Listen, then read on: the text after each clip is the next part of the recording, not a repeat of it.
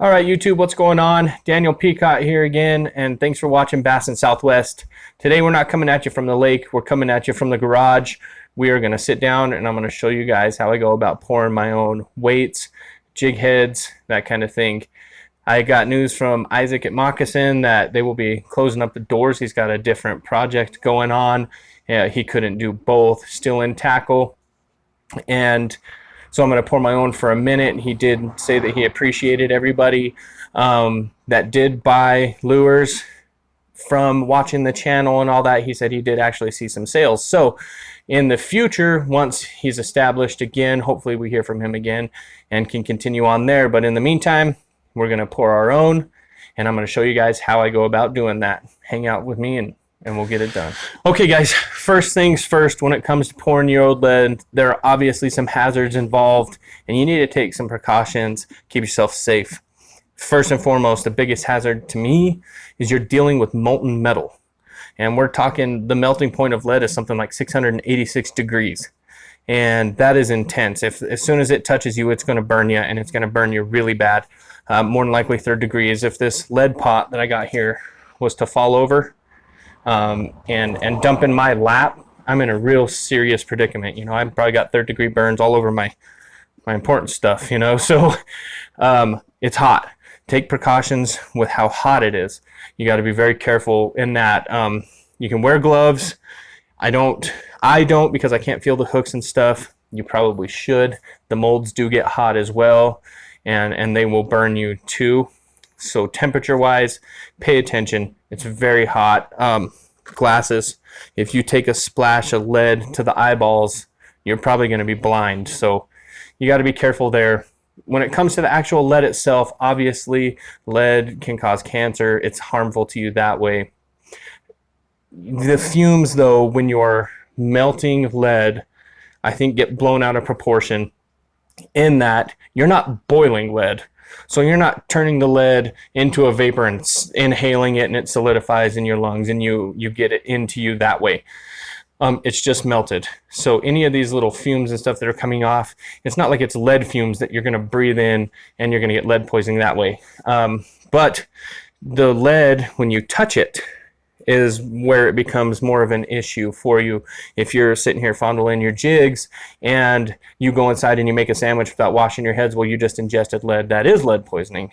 So you got to be careful with that. Or if you're going to try and like sand off some of the sprues, like I'm going to show you, that dust, if you breathe it in, then that is getting into your system and that is lead poisoning.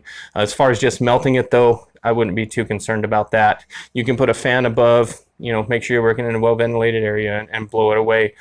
But it's pretty safe, to be honest. I think people get scared and it's not nearly as bad as what people think. So safety out of the way. You know, I'm wearing pants, dressed for the job. Try not to get burned. I probably should be wearing long sleeves. If it splashes, it's going to get you. Oh, one other safety thing, water. As soon as anything this hot touches water, that water will boil instantly. When you boil water, it grows. In boil water, it turns to steam. It grows 1,700 times. So every little water molecule, even in a drop, now expands 1,700 times and it blows up. It's going to blow that hot lead all over your face or something. So you cannot mix water with anything molten. So keep water away from here. Make sure your molds are nice and dry. You don't want to get popped in the face with hot lead. So that being said, safety out of the way, here's what we got going on. What we have here is our Lee melting pot.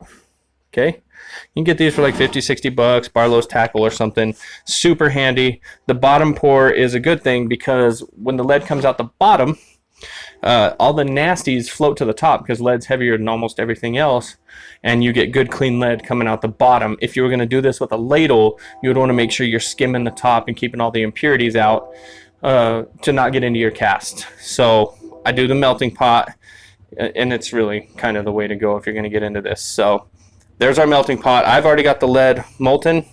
As you can see here, it's going to be a liquid. Didn't look like it was, but it sure is. Don't go too crazy, guys. You don't have to crank this thing all the way up. I'm only sitting on 4, and the lead's melted. If you're finding that your casts aren't filling in all the way, give it a little more heat, and it'll fill in quicker before it solidifies. But too hot, you'll just end up bluing it, and it's kind of just a waste anyway. So here we've got hooks. and weed guards. You know, if you're going to be building like flipping jigs, you definitely want a stiff weed guard. I also have some softer ones because we're also going to use the exact same mold to do some swim jigs. Extra lead here. Again, hooks. I got them in a 4/0 hook and a 2/0 hook. All right, moving on. Lead mold number 1. This is the Do It brush jig. 1/4 ounce, 3/8 and 1/2 ounce jigs. We're going to be shooting it. I say shooting like we're shooting plastics. We're going to be pouring it. And then we've got the just normal worm sinker mold. And those are going to be what we do. If I have hooks, I don't know if I do, I might have the hooks for shaky heads. If I don't, we're not going to pour them. If I do, we'll pour some shaky heads as well. It's all the same process. So now that you see our setup, I'm going to show you how to actually pour some. Okay guys, we're going to show you this lead mold loaded up. If I can get it in focus here. As you can see, you take a base pin, which sits in here for where your weed guard is going to be. You just drop it in, and then you take your hook, drop it in as well. The mold will tell you what size and style of hook to use with it. And you can get away with a couple different ones. For instance, I'm pouring this 3/0 here. Excuse me, a 3/8 ounce jig. And it calls for a 3/0 hook. I've got a 4 in there. It kind of cants it a little bit, but it still works. I'd prefer to have that little bit bigger hook in there. So now that we got it loaded up, get that camera set. Okay, we're in the middle hole here, and all I'm going to do is I'm going to set this over, put my glasses on. We're going to get it up there nice and close, and we're going to try to hit the center of that hole so that the lead goes in first. As soon as it touches anything else, it's going to start to cool immediately.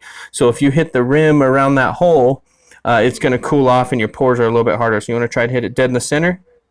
And you just, let's see. That's not going to work, is it? We got to get in here closer. Maybe. Let's see. Let's try that. Okay, here we go. Boop. Okay, now as you can see, I filled it up to where it just overflowed. And as soon as you see it flash over, not flash over, that's not the right word, but as soon as you see it solidify at that sprue, you're safe to open the mold. And there we go. Perfectly poured 3/8 ounce jig.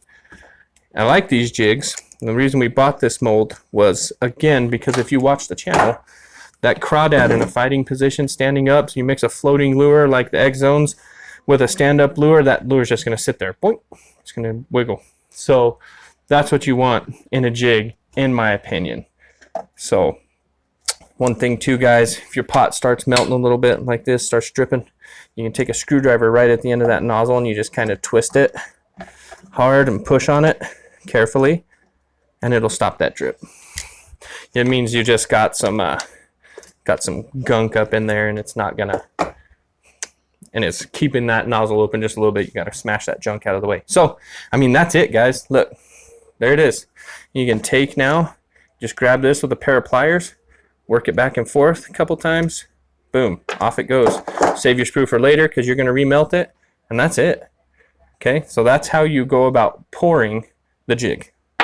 Next, we're going to move on to putting some powder paint on it and other options for paint as well. So hang tight. We'll be right back. All right, guys, now we're going to move on to painting this little guy.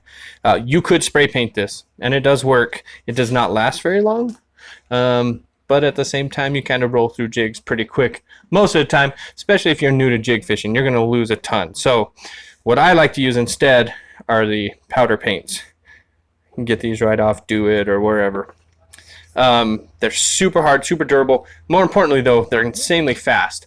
You know, you don't have to wait for the spray paint to dry, and I'll show you exactly what I'm talking about. The first thing you want to do is mix this up. It is a super fine powder, like powdered sugar or talcum powder, baby powder, okay? Pretty dusty. Don't create a bunch of dust and suck it in. It's not good for you, okay? And then, as you can see, I left the base pin in there. And that's so that I don't get any paint down in the hole where I got to glue the weed guard. So I bought a bunch of extra base pins so I can do a bunch of jigs at once and then paint them all at once. So what I'm going to do is grab my trusty pliers here. Okay. And I am going to take my heat gun. You can use a lighter, anything. All you want to do is just make sure that lead is good and hot. And then you're just going to dip it. Boop. And pull it right out right away. It's a dip and pull. And then another thing I like to do is I like to have a paper clip or something handy to clean that eye out, so that afterwards, matter of fact, let me make sure this is going to fit, so that after the fact I don't have a ton of paint in the eye that I got to deal with, because once this hardens and you bake it, dude, it's almost impossible to break free. So here we go. We're going to light it up. And it does not take long. You know, make sure your heat gun's nice and hot. This is only about 5 seconds. 1, 2, 3, 4, 5. Dip. Boop. Oh, I'm a liar. 5 seconds wasn't enough. Apparently I haven't done this in a while. So we're going to give it a little longer. 1, 2. I think it's probably because my heat gun wasn't quite warmed up to full yet, so no worries. We're just going to heat it up, get it good and hot, and again, dip. That's it. You can see if it's still a little powdery when you pull it out, no worries. Just zap it with the heat gun, and all that powder paint will melt, and you end up with a good finish on it. How did we do? We didn't do very good, did we? Cool. So it's painted.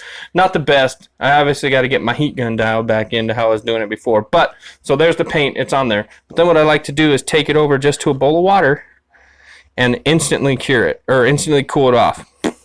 Because if you don't, you're going to set it down and the paint's going to be tacky and they'll touch each other, and then you get this big long stringy thing that comes off of it. And you don't want that. So there it is. I got a nice brown jig.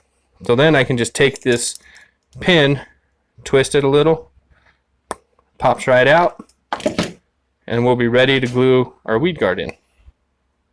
And essentially, with the weed guard, all it is a drop of super glue in, you push the weed guard in. That's it. We'll show you that right now. I'm going to grab my super glue.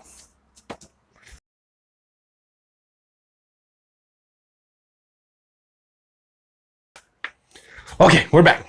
So, make sure it's dry in there. Super glue and water don't mix. So I'm just going to take, first off, let me get a weed guard out. Okay, just a black weed guard. And now all you're going to do is put a drop in there. That's literally all it takes. If you put too much, the super glue will crawl up the fibers of your weed guard and make it super stiff. So, come on, baby. Sometimes it takes a little more. You push it right in there like so. And as you can see, that's a done jig. A done jig head. Again, the paint will be better on my other ones because I didn't heat it up enough. If you don't heat it up enough, it will not coat very well. But that's it. That's the process. Also, if you get it too hot, you'll burn that powder paint. It's not good. So you got to find that happy medium with whatever heat source you're using. So now, that's it. Jigs are done. Okay, guys, that's it. That's how you pour a jig. It is literally that simple. I did all of that, even shooting this video. That one jig, probably 15 minutes. It doesn't take much at all. And you're done, and you're off ready to fish. You just build yourself a skirt or buy yourself a skirt and you throw it on there and you go fishing. So that's all. That's all there is to it. The worm mold has one extra step, and I'm just going to show you on here without pouring one. It comes with this here, just a pin that actually inserts.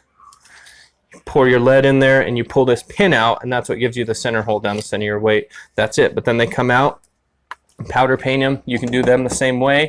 It's a little bit more tricky because you don't have anything to hold on to. You got to like get a pick or something and put it in the hole, and you still just dip it. Then one last step on the paint that I forgot to mention as well is they have to go in the oven. In order for this powder paint to actually get as hard as it's supposed to, it has to go in the oven 350, 20 minutes, and it comes out rock solid. And another benefit of that hard powder paint opposed to soft lead is feel. Everybody goes to tungsten for feel. This actually gives you a little bit more sensitivity when it comes to that. So that's it. Everybody go out, pour your own jigs, pour your own stuff, man.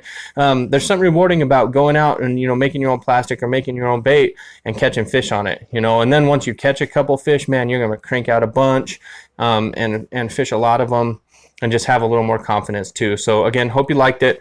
Everybody, if you like, subscribe, share, and go ahead and get people watching the channel. I really like doing this, and I want to see it grow. I want to help people catch fish. So we'll see you guys next time. Probably be at the lake. We'll be catching some more fish. Peace.